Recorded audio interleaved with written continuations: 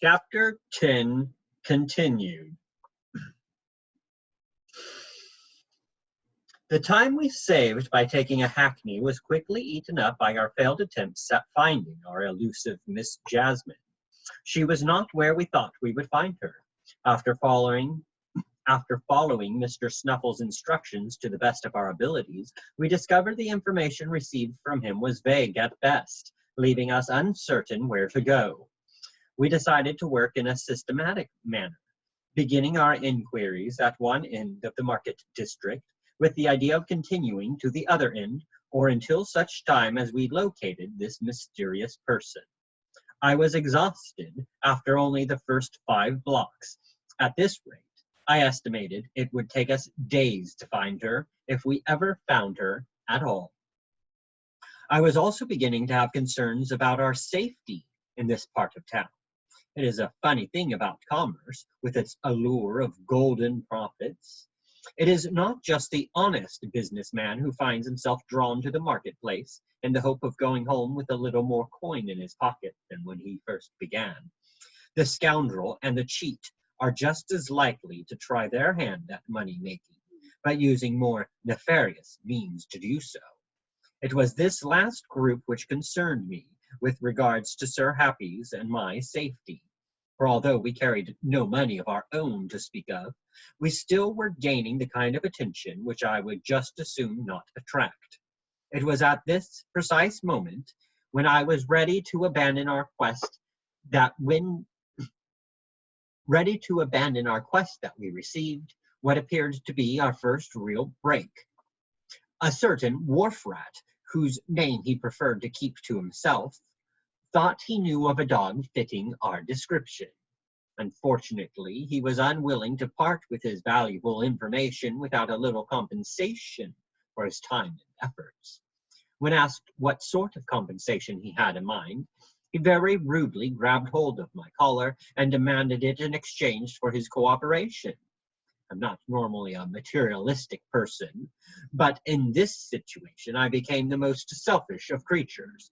My collar was a precious gift from my sweet Annie, and I was not going to part with it under any circumstance, regardless of the value of his information. I protested with the fullest measure of disbelief and disgust I felt at such a stipulation. The nerve he had to even ask such a thing was simply inhuman.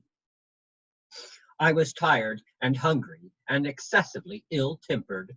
I cannot say for certain what precisely caused me to lose control. Perhaps it was the stress of the situation. Perhaps it was my growing feeling of unease at being in an unsafe portion of town.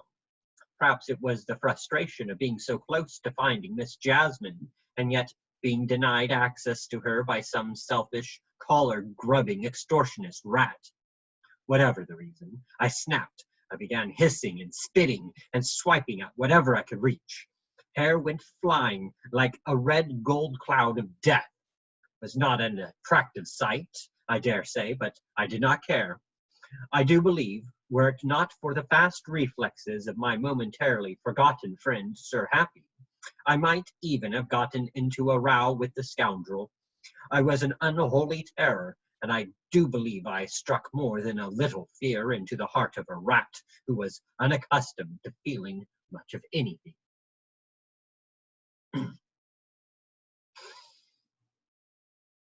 Would you take a bit of kippersnack instead? The strange words barely broke through my blind fury. I had been so insane with indignation and wrath, it took me a moment to understand their meaning. I looked at Sir Happy. In his paw was the neatly packed helping of kippersnacks I had brought with us as a snack. The meaning of his gesture was slow to sink in, but I began to realize he was offering the rat a portion of kippersnack in exchange for his information. As the light of reason once again began to dawn upon me, the sudden ludicrousness of the situation and my behavior tickled me in my funny bone, and I began to laugh. I believe the rat found this sudden jovial behavior even more frightening than the tirade, because he not only gave us the information we needed, he refused to take anything in exchange for it. As the unsavory wharf rat scuttled away in search of his next potential victim, I felt the full measure of Sir Happy's gaze upon me. I was extremely reluctant to meet his eyes, but I knew I could not avoid them much longer, so I quickly turned to face whatever reprimand he had for me. Sir Happy simply smiled at me. "That was a very interesting approach there, Mommy," he said in a most accommodating tone. "If you were hoping to give the impression you were a bit insane, I believe you accomplished your goal. You certainly saved your collar from the would-be bandit, and you managed to get information we needed in the process. I doubt seriously he will ever look at a kipper snack or a cat in the same way again." Sir Happy paused a moment, as if waiting for my response. "I simply hate bullies," was all I could manage in reply. Sir Happy laughed as he said, "So do I, Mommy, so do I. Now, let us see if the information you artfully acquired is worth the energy you expended to get it." Our journey brought us to an alleyway adjoining two major thoroughfares. It was narrow, damp, and smelled suspiciously of human and animal waste. I was beginning to question the accuracy of the rat's information when suddenly Sir Happy and I found ourselves face to face with the most vicious-looking creature I had ever seen. It was like being confronted by a nightmare with no hope of waking from it. The body of the creature was riddled with ghastly scars, and there were areas on the face and shoulders where chunks of skin had obviously been torn away, leaving deep depressions of scar tissues where muscular tissue had once been. The creature was massive, dwarfing both Sir Happy and me, much as a child dwarfs an insect, and that is exactly what I felt like, an insect just waiting to be stomped. I was overcome with fear. I closed my eyes, praying my death would come quickly, for I knew with all certainty by the look of the creature before us, we must be face to face with the vicious murderer we had been hunting. I could not bear to see those vicious teeth as they worked their evil upon my flesh. I trembled in terrible anticipation of what was to come. The moments dragged by with infinite slowness, to the point where I finally opened my eyes to see what was delaying my demise. It was strange, really, because I found myself getting annoyed at the delay. I had initially prepared myself for death, but now that it was taking its sweet time in coming, I was concerned my resolve would disappear. I was ready to demand speedy end to our lives when the great creature took a billowy breath of air and said, "I understand you are looking for me." I, for my part, could do nothing but blink at the words that were just addressed to us. Thankfully, Sir Happy had enough composure to say, "Miss Jasmine, I presume?" The creature nodded its giant head, affirming she was indeed the young lady we had spent the better part of the day searching for. Sir Happy bowed low and said, "It is a pleasure to meet you. I am Sir Happy, and this is my very good friend and colleague, Mr. Marmee." As Sir Happy indicated in my direction, I bowed in gentlemanly form, all the while keeping my eyes upon the lady before us. I believe she sensed my unease, because she said, looking directly at me, "You have nothing to fear from me, gentlemen. I am not your enemy. I know my appearance is shocking, but I can assure you I mean no harm." Her voice was surprisingly gentle as she spoke, and I was struck by the grace of her movements and the beauty of her eyes. She continued with her introduction. "I saw Mr. Snuffles the cat last night at the evening market, and he told me two gentlemen desired to speak to me about what I knew of pit fighting. He indicated you might be calling on me in the next day or so. He said one gentleman would be a black and tan canine of considerable length, and the other a marmalade-colored feline. When I saw you both enter the alleyway, I knew you must be the gentlemen he spoke of. I'm sorry if I caused you alarm with my sudden appearance. I am Jasmine, and I am at your service." The more I looked at this massive and powerful creature before us, the more grace and nobility I found within her form. When I looked beyond the scars, I could see the beauty of her amber-colored fur, which lay like a golden mantle over perfectly formed muscles. Her eyes were the same amber color as her fur, like two radiant jewels which graced a noble brow. Her scars were a painful testimony to the hard life this dear lady had lived, but her eyes were the beacon of an unbroken spirit, a spirit that had been saved by love, as we would soon discover. As I marveled at the creature before us, Sir Happy began to explain the purpose of our visit. "We are investigating a series of vicious attacks which have occurred over the past few months and have culminated in the murder of a man named Jessup McGibbons. Based on the evidence, we believe the killer is a canine with a possible connection to illegal dog fighting. The problem we are faced with now is we know very little about that part of the underworld. We were hoping you might be able to illuminate us on the lifestyle, so as we gain understanding through your narration, we may also gain direction for our investigation." Miss Jasmine laughed, but not out of amusement. There was an irony and a sadness which was betrayed by her laugh. "I would hardly call dog fighting a lifestyle, at least not from a dog's point of view. It is butchery at best. But if you will follow me to my humble home, I will share my story. What insight you receive is entirely up to you." We followed our guide down the alleyway until we came to a door which looked more like an entryway to a barn than to a home. There was a rough hole cut into the lower right corner of the door, and it was through this crude entryway that we gained access to the home of Miss Jasmine and her owners. We found ourselves in one large single room, which had been sectioned off into several smaller areas according to the needs of the family. One section was a makeshift stable, with piles of clean straw laid out. Miss Jasmine's family owned a horse named Hercules, she explained, and it was his job to pull the family cab through town so there would be money for food and for rent. It was a clean space and did not have the telltale smell of horse manure so many other stables had.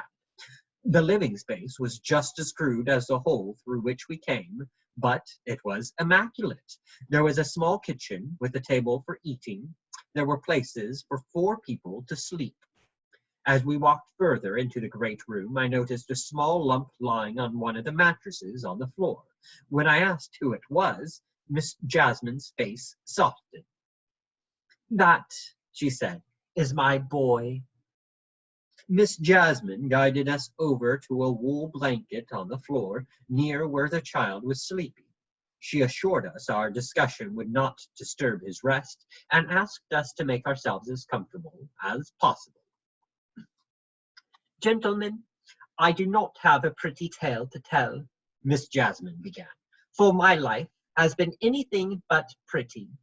I will start at my beginning, because it is where my training first began.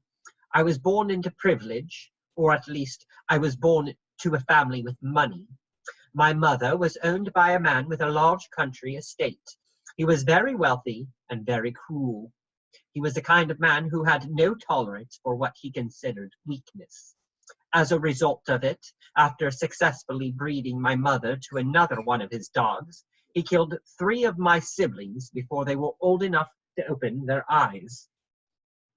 He said they were too weak and didn't fight hard enough to get the milk. He said he wouldn't let weakness suckle on his champion and steal the strength that should go to stronger, more worthy pups. My mother and father were both champion fighters for what it was worth, and as with my surviving siblings, great things were expected of me. There were 6 pups born in my litter, not including myself, and of the 3 which were left alive, Only one other survived long enough to enter the fighter's circle. At 6 weeks old, I was torn from my mother to start my training. I never saw her again. She was bred to death, from what I understand, helping her master strengthen his fighting stock. Because I was bigger than the other pups my age, I was put in with older ones who were more my size. Most of the older pups came from another female the master owned. She was mean, so mean, in fact, only the master dared come near her, and then only with a club in hand. Any pups she gave birth to had to be removed immediately and given to another female to suckle. Otherwise, if they were left with their mother, she would kill them. I think she passed much of her meanness on to her children. Each one seemed more like it was spawned by the devil himself and not by a flesh and blood creature. Every day I fought them for food, and when there was no food, I fought them just to stay alive. I cannot say how long it was. It stayed this way for me. Time ceased to matter. Survival was my focus. I tried to protect other weaker pups, but it was a battle which was impossible to win. One day, when I was struggling with another pup over a bit of meat, I caught the eye of the master. He said I was strong and beautiful like my mother. He said I needed to stop training for the fighter's ring. I thought it would mean a better life for me, but all it meant was more pain. In the practice rings on his estate, I was forced to fight, not for food, but for the master's entertainment. When I refused to fight the other dog in the ring, I would be beaten by the master until I could barely move. Then I would be thrown into a box with no food or water. When I was let out of the box, it was only to enter the training ring again. Finally, one day, I fought back and I won. It wasn't long before I found myself fighting before large crowds of people, no longer on the master's estate, but in town. I had lived long enough to enter the fighter's ring, and it was all I could do to survive it. When I was thrown into a ring, I would struggle as hard as I could to gain control of the other dog, just enough to subdue it, but not enough to kill. At first, everyone was amazed to see me dominate my opponent without dealing a death blow, and it became part of the appeal of my fights. But the crowds very quickly turned on me. They wanted more and more blood. They wanted more destruction, more death. It didn't matter to them anymore that I was winning their precious fights. They wanted to see suffering, and they wanted me to deliver it. People started yelling things at me like, "You can't have blood sport without blood," and "We're not paying to watch you pin the other dog." Men began demanding the loser be killed, even if the dog was strong enough to fight again. So many dogs lost their lives because of me, not because I gave the final blow, but because their masters did.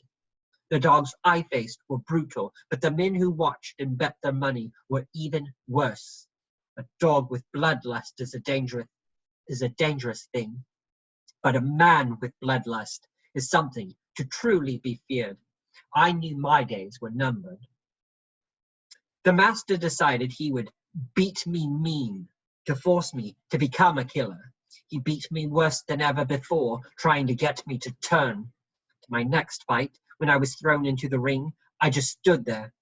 When the other dog charged me, I refused to fight back. I let him tear me apart. Most of my scars are from that fight. The other fighter actually grew weary from biting at my flesh. He was too small to kill me outright, so he just worried away at my body, kept my head tucked so he couldn't reach my throat.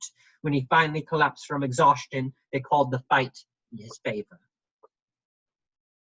Everyone thought I was near death, including the master. He was so furious with me. He came into the circle and kicked me, swearing he would kill me with his bare hands. He reached down for me, and that is when I made my move. I sprang at him and grabbed him by the throat. Everyone just stood there, too afraid to touch me, for fear I would bite down and crush his airway. I could have killed him with one bite, but I didn't. I just held him by the throat, waiting. I didn't have a plan. All I knew was I was never going to fight another battle for this evil man. I was very weak from the loss of blood and very close to being too weak to maintain my hold. Then I saw it. Someone had left the door open. Freedom was before me, and I ran for it. I ran out the door and didn't look back. I ran until I collapsed. If I was going to die, it would be on my terms, free from the bondage which had dictated my life. I welcomed the oblivion of unconsciousness and the tranquility of death. I never expected to wake up in the arms of love. Miss Jasmine looked over at the sleeping form next to her. I could see the tenderness and love she felt for the boy. It transcended words, and were I to attempt to express the passion of what I saw, I would fail miserably. I could no sooner ensnare the wind and make myself its master than I could capture the power of love between this lady and her boy and convey it in a manner which would bring the listener to the pinnacle of the beauty which I saw. I was completely ensnared by the enchantment of a love which could so utterly deliver a creature like Miss Jasmine from the chains of her tortured past. I wanted to know more. I needed to know more. The murder case, the investigation, all melted away, and I found myself enveloped in the warm embrace of an exquisite love story. Never taking her eyes off of the child, the dear lady continued her tale. The first thing I remember was being lifted off of the ground and wrapped in a warm blanket. There was a gentle touch on my face and body, filled with a tenderness I had never known, not even when I was in the care of my mother. Then I heard the voice of an angel say, "Will she make it, Papa? Are we too late to save her?" And it was my boy holding my broken body with such tenderness. And it was he who pleaded for my life when there was so little left in me. Miss Jasmine turned her peaceful gaze back to Sir Happy and me and said, "You see, Hercules, Papa, and my boy were on their way home late the same evening of my final fight. My boy saw my bloody body lying on the road and begged Papa to stop. When Papa discovered I was still alive, he scooped me up and wrapped me in a blanket, laying my head on his little one's lap. My family took me home and cared for my wounds, all the while praying that God would let me live. My boy never left my side. When I was too weak to lift my head to eat or drink, he held it for me. He even chewed on the meat before giving it to me, so I wouldn't have to use my strength to do it. And when the nights got cold, my boy lay beside me, keeping me warm with the heat from his own body. In time, my body mended, but what I needed more than anything was for my heart to heal. My boy gave me that. They all did. They made me whole. In this place, I have never had a hand raised against me, nor has there ever been a harsh word thrown in my direction. I've been given life in these four walls, and it began the day my family found me. I speak not of just my physical life. I speak of the life which is now woven into the hearts of my family, where tenderness is the air I breathe, and laughter and joy are the food I eat, and where love is the warm haven which shelters me from the barren cold of loneliness. Here, surrounded by my beloved family, I need never fear the fighter's circle again."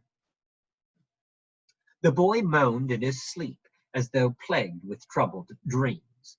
Miss Jasmine crawled close to him and very tenderly licked the tiny hand which lay on top of the blanket. Comforted by the familiar touch of the dog he loved so much, the young boy's moans ceased as he drifted into a more restful sleep. She lay close to him, offering both comfort and warmth. Sir Happy took a close but respectful look at the child. Sweat had plastered his dark hair to a brow paled from fever. The child was gaunt from illness, the dark circles beneath his eyes a testimony to the battle his frail body was waging. Sir Happy looked at Miss Jasmine and asked, "What does the young lad have?" Miss Jasmine smiled, her face wrought with concern. "My boy has always been a bit fragile, although one would never know it with the spirit he has. He came down with the fever a few weeks back and hasn't recovered yet. The doctor says he needs special medicine and time in the country, but both things take money my family doesn't have. So Papa's working longer hours, while Mama and Becca have taken odd jobs sewing and such to help earn extra money. Today has not been a good day for him. Sir Happy and I spent several hours in the company of Miss Jasmine and her sleeping boy, learning the details of her life, which had worked together to bring her to this point. Although it was never my intent to offer a complete biography of the remarkable lady with whom we had just made friends, there are certain details surrounding her and her family which remain to be shared in this narrative. As she shared the details of her past, the lovely young canine transformed within the deepest center of my heart from the casual Miss Jasmine to the distinguished Lady Jasmine she has forever been to me from that moment on. On the fateful night of her daring escape, when death was but a breath away, Lady Jasmine found herself in the loving care of the Dibgins family. Although she could not tell us how long she had lived under the brutal control of the wealthy landowner, she had been blessed with 3 years of happiness in her new home. For the Dibgins, the wounds which marred her amber flesh were a testimony to the cruel life she had lived before they found her, and with this in mind, they endeavored to protect her from ever being reclaimed by her previous master. She very rarely went outside of the home without being accompanied by at least one of the Dibgins family members. Her favorite weekly trip was the one to the evening market, where the family went to buy food and bedding supplies for Hercules.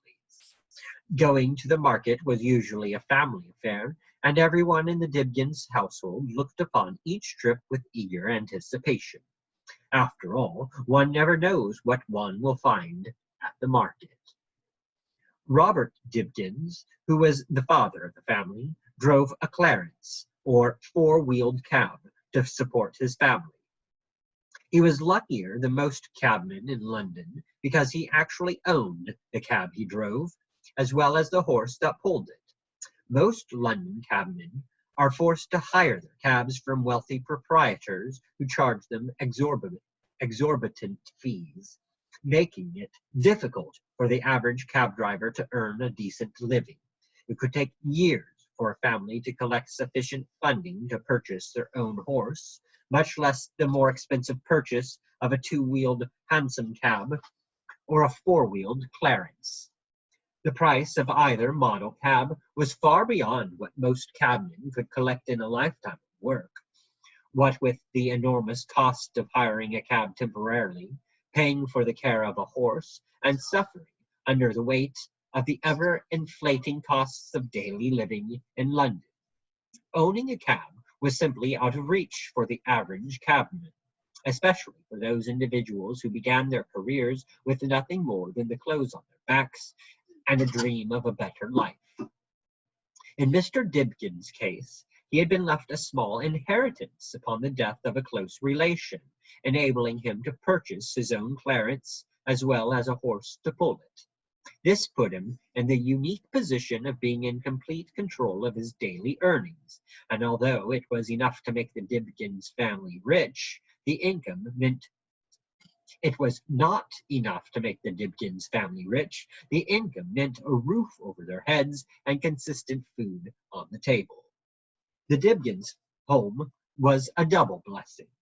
Not only did it act as shelter for the family, it was spacious enough to provide accommodations for their horse Hercules. Although it is never ideal to raise a family in a stable-like environment, the dual-purpose abode eliminated the additional cost of paying for a stall for Hercules in some other part of town. Robert worked hard every day to keep Hercules' area clean and free from pests, while Layla Dibdins labored to make the rest of the living space as pristine and as cheerful as possible. Layla was Robert's devoted wife and the mother of his 2 children, Nathaniel and Becca. She was a woman of tremendous industry adding to the family's income by taking odd jobs sewing for others. Her talents with the sewing needle and thread were always in demand, and her handiwork could be seen on both the wealthy and the middle class alike.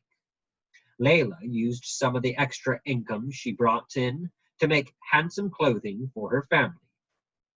Although she could not afford expensive fabric, Layla managed to sew beauty and style into the things she made for her husband and children. And unless one looked closely at the coarser materials used, one would believe Layla made her family's garment from the finest wools, muslins, and silks. Even throughout the sparse living area she called home, Layla managed to add sprinkles of delicate beauty and splashes of playful colors, brightening up as much of the space as she could afford. There was simple elegance in the hand-tattered cloth which draped the kitchen table, and delightful whimsy in the country scene embroidered on her apron, which hung by the kitchen range. Each bed quilt was adorned with bright bits of leftover fabric, lovely, lovingly appliqued into intricate patterns and scenes of nature. What she couldn't applique, she hand embroidered, with each medium of fabric or thread blending effortlessly into the next.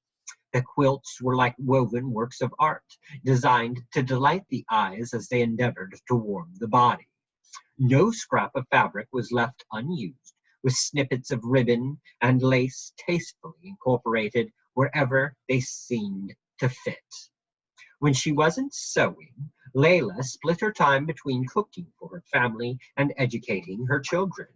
Although they could not afford to send their children to school, both Robert and Layla believed in the edification of the mind, and they focused much of the early learning of both of their children on mastering the skills of reading and writing.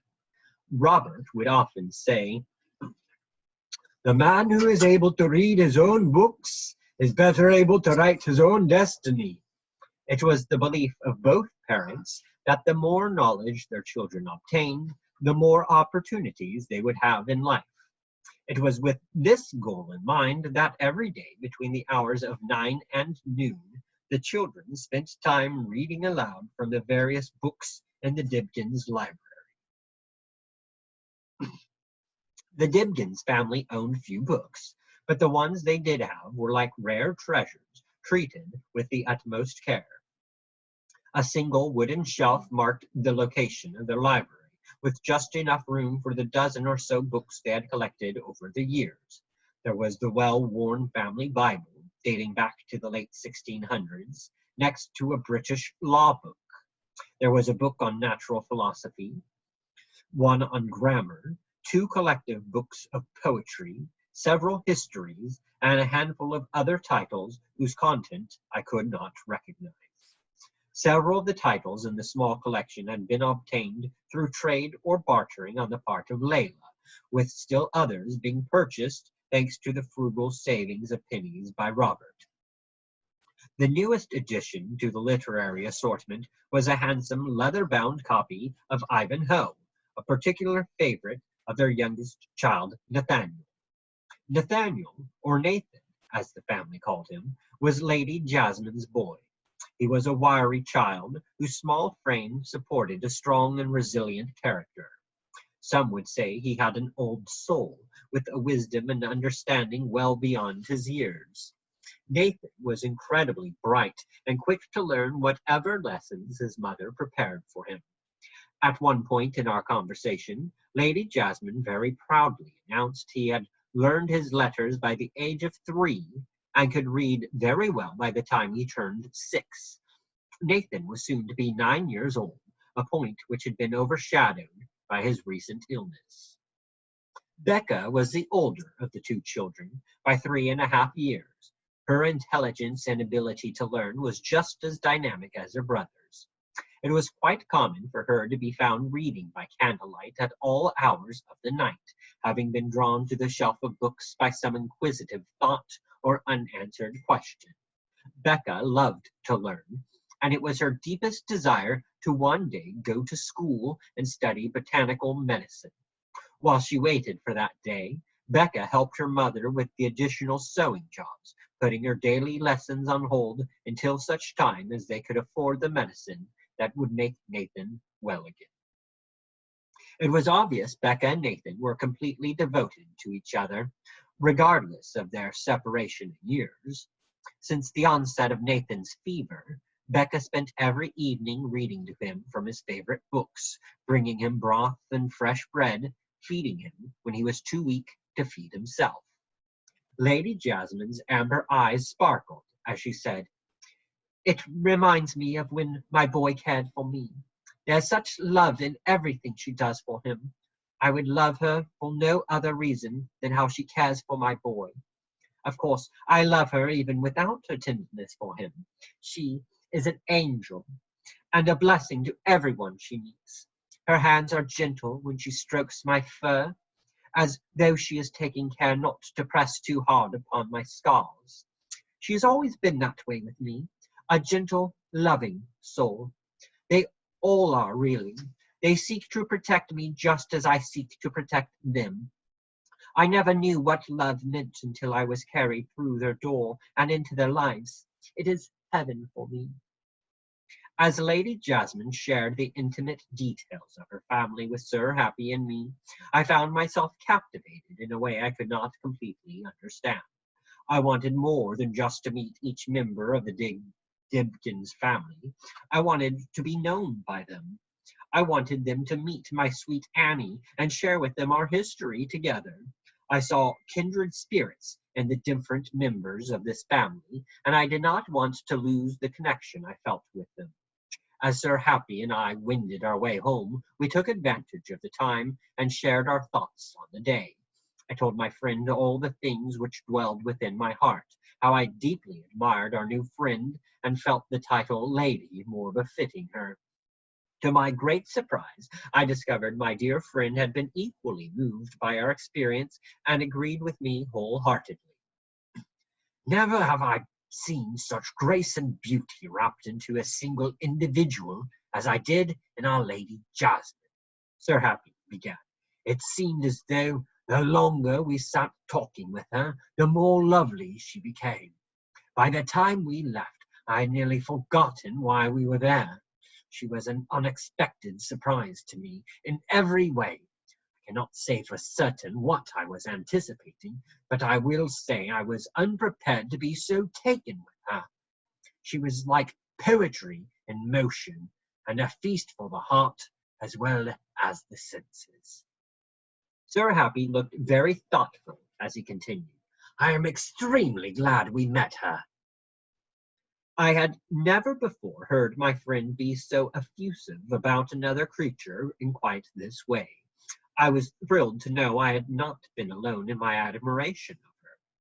She is truly a winning creature, when you consider everything she endured for the first part of her life, the brutality, the cruelty. She should have become a vicious, unfeeling creature who hated everyone and everything. But, miracle of grace, she became the very essence of goodness and beauty, and her family, they are to be greatly admired for who they are. I am anxious to know them better." Sir Happy agreed with me. "I feel the same way, Marmee. I would like nothing more than to be known by them, to be seen as a friend by them." "It is exactly how I feel," I exclaimed. "I want them to meet my sweet Annie as well. I just know she would get along famously with Becca." Sir Happy smiled at me. "I feel certain you are correct. Your Annie has a tender heart herself, and is a delight to be with. Two such winning creatures could not help but become friends." My heart swelled with the praise Sir Happy gave to my beloved girl. Although much could be said about the preoccupation of Sir William and Lady Worthington, and their need to be doing their own business, without regard to the needs of their daughter, it had always been my feeling that Annie herself was the noblest creature on the earth. It endeared my friend to me even more to discover he had similar feelings for her. I looked to my companion to offer my thanks for his high praise, but found a new mood had come upon him. His heart seemed troubled by something, and I was determined to find out what it was. "Sir Happy," I began, "you look as if the weight of the world were suddenly resting on your shoulders. Whatever is the matter?" At first, Sir Happy looked as though he would dismiss my observation, but then seemed to think better of it. If he had learned nothing else about me to this point, he knew I would not drop the subject until such time as I had received a satisfactory answer. He finally said, "I will acknowledge I am troubled, but I hesitate to mention it aloud after such a pleasant afternoon." I assured my friend he was free to share whatever dark thoughts were shadowing his mind. "I find when I share my troubles with you, my friend, I am better able to work through them. It is only when I keep my cares to myself that I find my brain reeling, unable to make heads or tails of my thoughts and feelings." Sir Happy needed no further encouragement from me, because he very promptly shared what was disturbing him. "I am concerned about the boy, Nathan. Lady Jasmine said a few weeks back he came down with the fever, but did not indicate what illness was the cause of it. I would imagine the attending physician gave little more than a generic term, hoping to lessen his family's concerns. Such a vague term as the fever could mean anything. The boy's face looks so gaunt. I am afraid if he does not receive the medical care he needs, in the form of medication and a change of environment, he will waste away and die." I had not thought about it at the time, but in recalling Nathan's form lying on the mattress, it did not seem to me as though he were on the mend. It appeared more as though he were still battling whatever had caused him to become sick in the first place. I felt a little guilty I had not paid more attention to that fact. "He did look weak and feverish," I replied. "I wish there was something we could do for him." Sir Happy shook his head in agreement. "Time is of the essence for him now. It is obvious the entire family is doing everything they can to collect the money necessary for his care. Unfortunately, I'm afraid they will run out of time before they are able to take the necessary measures to get him well." Again, I found myself face to face with the injustices of poverty. It was a lack of money which prevented the Dibdin's family from gaining the treatment Nathan so obviously needed. Such monetary limitations should not stand in the way of a life. As I contemplated the implications which poverty had on the lives of those afflicted by hardship, I found myself grateful that my sweet Annie was not so encumbered by want. I wanted with all of my heart to change the circumstances for the Dibdin's family, but I would not change places with them for all the world. "Perhaps," I said, "we will find a way to aid them. We have been so richly blessed in our own situations. Surely there is something we can do to offer help and hope to his family." Sir Happy perked up a bit. "Perhaps you are right, Mommy," he said. "I know if we could somehow introduce the Dibdins to my Stephen, he would do everything in his power to help them. We shall think on the matter and devise a plan." Our introduction to Lady Jasmine proved to be very helpful. Although we did not discover any connection between Mr. McGibbons and dog-fighting, we were able to gain a better understanding of the dog-fighting world, and perhaps, in the process, gain some insight into the world of our killer. There was a part of me that grieved at the knowledge I had just gained. Sometimes it seems easier and less painful to live in ignorance of the evil in men's hearts than it is to come face to face with it. I felt certain there were those individuals who simply looked the other way, knowing the terrible cruelties which were being committed. I did not want to be touched by the evil, but I also could no longer sit idly by and pretend it did not exist. The evening after our visit with Lady Jasmine, I found myself thinking upon my own young life. Had the Hursts not found me as a kitten, what might have become of me? Might I have faced the same kind of horror at the hands of a cruel master, used as a means of some hideous entertainment till such time as I outgrew my usefulness, or simply died from the constant mistreatment? What comfort I found in the knowledge I had been spared from such a life. I had the blessing of my sweet Annie, who loved me and needed me. I began to contemplate the idea of fate. Why are there those who seem destined at the start of their life to suffer at the hands of another, while others never seem touched by the hardships of life? I had reached a point in my musings where I was ready to engage Sir Happy in a theoretical discussion, since I rather enjoyed hearing his perspective on matters of philosophy. His perceptions of life, combined with his keen skills of observation, always managed to highlight some area of existence or mode of thinking I had not previously considered. I always looked forward to the directions our conversations took when Sir Happy interjected with, "Have you considered?" followed by some brilliant remark or insight of his which made me feel very much like a pupil learning from a master thinker. Upon turning to my friend, I noted a downtrodden appearance to him, as though he had just been punished for something he did not do. His disheartened behavior did not make sense to me, considering the success of our efforts with Lady Jasmine. He had seemed content enough on the way home, but had quickly deteriorated into his current state. When I asked him whatever was the matter, he merely looked at me and sighed heavily, as though he hadn't enough energy or motivation to answer me. After a moment of silence, where I found myself contemplating what else I might say to lure him into offering a response, he lifted his head and said, "My Stephen isn't here," after which he resumed his previous sulking posture. Suddenly, it made all the sense in the world.